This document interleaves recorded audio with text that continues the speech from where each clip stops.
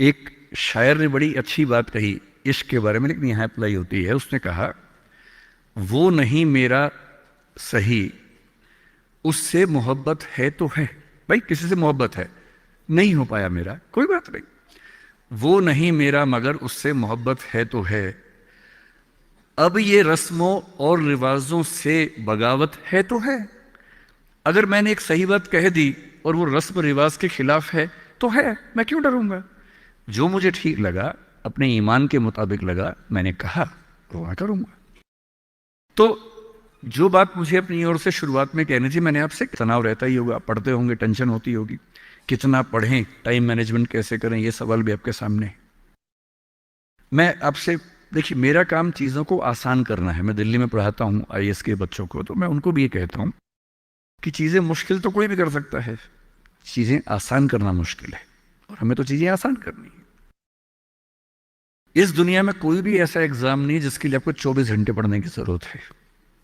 अगर आप दिन में 8, 10, एक लेवल के बाद 12 घंटे पढ़ते हैं तो ये बहुत है। इसलिए मैं आपसे कह रहा हूँ, शुरुआत के लिए 8 घंटे की पढ़ाई, 8 घंटे की नींद और 8 घंटे बाकी सब चीज़ें, खेलना कूदना, वो बहुत ज़रूरी है। यहीं से बात आती है मोटिवेशन की। एक ये है कि हमारा मोटिवेशन हमेशा कैसे रहे, और एक ये कि कभी कभी स्ट्रेस ज़्यादा हो जाता है, उस समय हम कैसे मैनेज करें। आपकी उम्र में स्ट्रेस ज़्यादा होने की वजह यह भी है कि आपके हार्मोन्स इस उम्र में ज़्यादा, उनमें वाइब्रेशंस होते हैं, तो मूड स्विंग ज़्यादा होते हैं। जैसे जैसे आप मैच्योर होते जाएंगे उम्र के साथ, आपके मूड स्विंग्स कम हो जाएंगे। जैसे आपके पेरेंट्स हैं, आप देखेंगे, स्पेशली फादर को आप देखेंगे, आपके फादर आमतौर पर इमोशनल बातों से बहुत प्रभावित नहीं होते होंगे। जैसे आप कहेंगे, पापा आज मेरी फ्रेंड ने मुझे छोड़ दिया, पापा कहेंगे कोई बात नहीं। आपके अंदर से आंसू छूट रहे हैं, आपका मन कर रहा है मैं क्या कर लूं, आग लगा दूं, जंगल में जाके क्या कर दूं, इमोशंस ऐसे उछल रहे हैं आपके। पापा क्या बोल रहे हैं, कोई बात नहीं, कोई और मिल जाएगा उससे बेहतर, ठीक है। ऐसा नहीं कि बहुत अभ्यास किया उन्होंने। उम्र बढ़ने के साथ साथ हमारे हार्मोन्स का बैलेंस चेंज होता है और आप बहुत मैच्योर हो जाते हैं। मैच्योर होने का सबसे बेसिक मतलब है कि आप किसी इमोशन में बह नहीं जाते, आप खुद के ऊपर कंट्रोल बेहतर रख पाते हैं। तो वो उम्र के साथ होगा। लेकिन अभी जैसे डिमोटिवेशन आपको होता होगा, करियर को लेकर सवाल मन में आता होगा कि आईएएस बनूं तो कैसे बनूं, कितना पढ़ूं, कितना ना पढ़ूं, ये सब सवाल आते होंगे। मैं तो आईएएस के लिए पढ़ाता हूं। अगर आप आईएएस की तैयारी करेंगे तो इनडायरेक्टली कहीं ना कहीं मुझे उससे फायदा ही होगा। पर ईमानदारी की बात यह है कि वो अकेला रास्ता नहीं है। एक बात को ठीक से, आईएएस बनने का मजा क्या है कि आपका सोचने का तरीका बहुत साइंटिफिक हो जाता है। आप फैक्ट्स पे बात करते हैं, तथ्यों पे बात करते हैं, आर्गुमेंट्स पे बात करते हैं, इमोशन से बात नहीं करते हैं, समझदारी से बात करते हैं। हमारे देश में जो आबादी है, वो आबादी, अब सेंसस जब भी होगा पता लगेगा, पर हम मान के चलते हैं कि वो आबादी लगभग 145 करोड़ के आसपास इस समय हो चुकी है, पूरे इंडिया की बात अगर हम करें। 145 करोड़ में से अगर मैं कहूं कि जो लोग 21 साल या 18 साल से मान लीजिए 30 की उम्र के बीच में है, इन 12 साल में है, मेरे ख्याल से ये आबादी भी कम से कम 12, 15, 20 करोड़ के आसपास तो होगी ही होगी। अगर ये 20 करोड़ लोग सोचे कि मैं आईएएस बनना है, या इनमें आधे भी सोच लें, 10 करोड़ सोच लें, आपको ये समझना है कि आईएएस पूरे भारत में कुल मिला के 6,000 होते हैं, जिनमें से भी 5,000 लोग हैं। आईपीएस भी इतने ही होते हैं, 5-6 हज़ार के बीच में होते हैं। अगर 10 करोड़ लोग सपना देखेंगे उन नौकरियों का, अगर मैं सारी सिविल सर्विसेज मिला लूं, सेंटर की, स्टेट की, सब मिला लूं, तो सेंटर की कुल 20 सर्विसेज मान लीजिए, सबका कार्डर अगर हम 5,000 भी एवरेज रखें तो 1 लाख लोग होंगे। आपके स्टेट का मान लें, स्टेट में मान लेता हूं कि 2-3 हज़ार लोग होंगे जो सरकारी नौकरी में ठीक पद पे होंगे। उससे ज़्यादा का तो कार्डर नहीं होना चाहिए, क्योंकि स्टेट बहुत छोटा आपका है, आबादी बहुत कम है। तो जो नौकरियां कुल मिला के 10-12 हज़ार हैं, अगर देश का हर युवा सोचे कि मुझे उसी में आना है, तो इसका मतलब है कि हम एक ऐसे रास्ते पे जा रहे हैं जिसमें डिप्रेशन होने की संभावना बहुत ज़्यादा है, एंग्जाइटी होने की संभावना बहुत ज़्यादा है, बहुत लोगों को हारना भी पड़ेगा, बहुत लोगों को हासिल नहीं हो पाएगा वो सब।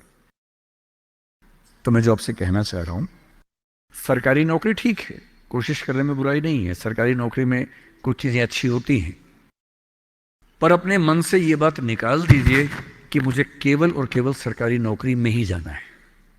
दुनिया में तमाम रास्ते हैं और मैं कुछ रास्ते आपको हिंट करता हूं इस चीज का। जैसे मैं खुद एक एग्जांपल हूं, मैं सरकारी नौकरी में रहा, मैं दिल्ली यूनिवर्सिटी में लेक्चरर था, पहले असिस्टेंट प्रोफेसर था, 2 कॉलेजेस में पढ़ाया मैंने वहां। फिर आईएएस का एग्जाम दिया, सिलेक्ट हो गया उसमें, 6-7 महीने वहां नौकरी की, फिर वो भी छोड़ा। अब मैं अपना काम करता हूं, सेल्फ एम्प्लॉयड हूं। और मैं ईमानदारी से आपसे कह रहा हूं, आप जब भी कोई फैसला करेंगे अपने बारे में, कभी ना कभी आपको फील होगा, बेशक 1 सेकंड के लिए, कि आपने गलत किया। कोई भी फैसला हो, आप स्पाउस सिलेक्शन करेंगे अपने लिए, कितना भी सोच के कर लें, जीवन में कभी ना कभी लगेगा गलती हुई। अक्सर लगेगा ठीक किया, कभी कभी लगेगा गलत किया। और ऐसा नहीं कि आपने एक्स के बदले वाई किया होता तो नहीं लगता, तो भी लगता। दिक्कत ये नहीं है कि मैं एक्स को चुनूं या वाई को चुनूं, आप जिसको भी चुनेंगे पूरा पैकेज साथ में आता है, अच्छी चीजें भी खराब चीजें भी। जो अच्छा आएगा उस पर आपका ध्यान नहीं जाएगा, क्योंकि वो तो फॉर ग्रांटेड है। जो मिल जाता है वो मिट्टी हो जाता है, कोई वैल्यू नहीं करता उसको। जो मिस हो जाता है वो चुभता है। और जो चीज दूसरे ऑप्शन में अच्छी थी, इसमें नहीं, आप बार बार वो देखते, अरे यार, अरे यार वो ठीक था, अरे यार वो ठीक था। जबकि वहां 12 प्रॉब्लम्स थी, यहां 2 प्रॉब्लम है। पर हमारी ह्यूमन कॉन्शियसनेस ऐसी है कि जो छूट गया उस पर नजर ज्यादा जाती है, जो मिल गया मिट्टी हो जाता है। एक बड़ा प्रसिद्ध शेर मैं कई बार कोट करता हूं, मतलब दुनिया जिसे कहते हैं जादू का खिलौना है, मिल गया वो मिट्टी है, नहीं मिला वो सोना है। जो नहीं मिलता है ना, वो बड़ा परेशान करता है। ये नौकरी के मामले में भी है। पर मैं ईमानदारी से कह रहा हूं कि मुझे आज तक जिस एक फैसले पर 1 सेकंड के लिए भी नहीं लगा कि मैंने गलत किया, वो नौकरी छोड़ने का फैसला है। मुझे आज तक नहीं लगा कि मैंने गलती की, क्योंकि मुझे लगता मैंने एकदम ठीक किया। मैंने अपने स्वधर्म, अपने नेचर के अनुसार सही किया। इस बच्चे ने बड़ा खूबसूरत सवाल पूछा कि आप आईएएस एलाइड की नौकरी छोड़ के टीचिंग में क्यों आ गए। मैं इस सवाल में दूसरा सवाल जोड़ देता हूं। हमारे सामने प्रेम सिंह जी बैठे हैं, मुख्यमंत्री जी बैठे हैं, वो टीचिंग की नौकरी छोड़ के पॉलिटिक्स में क्यों आ गए। 2 एग्जाम्पल्स हैं आपके सामने। इन दोनों में एक तारतम्य है, एक रिदम है, एक लय है दोनों में।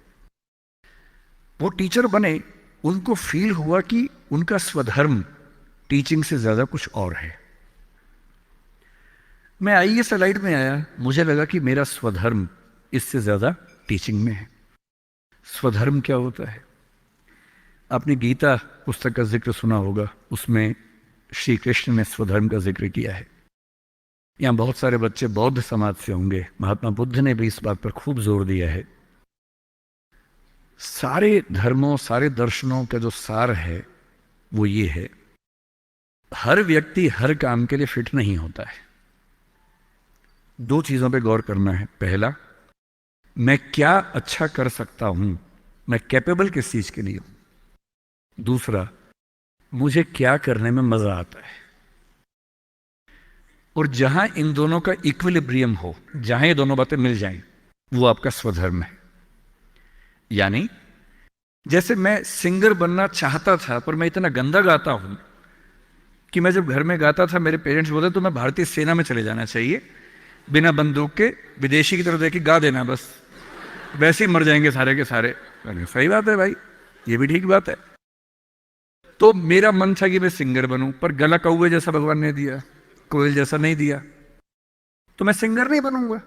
मेरे मन से क्या होता है, अच्छा लगने से क्या होता है भाई, सुने भी तो कोई मेरी बात को, मेरे गाने को सुने भी तो सही कोई। तो मेरा मन क्या करता है काफी नहीं है। 2 चीजें हैं, मैं क्या कर सकता हूं।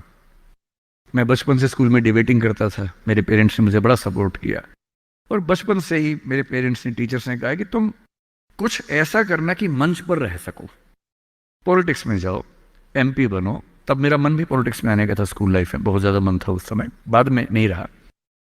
तुम पॉलिटिक्स में जाओ, तुम वकील बनो, क्योंकि जब कोर्ट केस लड़ोगे तुम्हें बोलने की ताकत भगवान ने दी है, उसका इस्तेमाल करो। या टीचर बनो।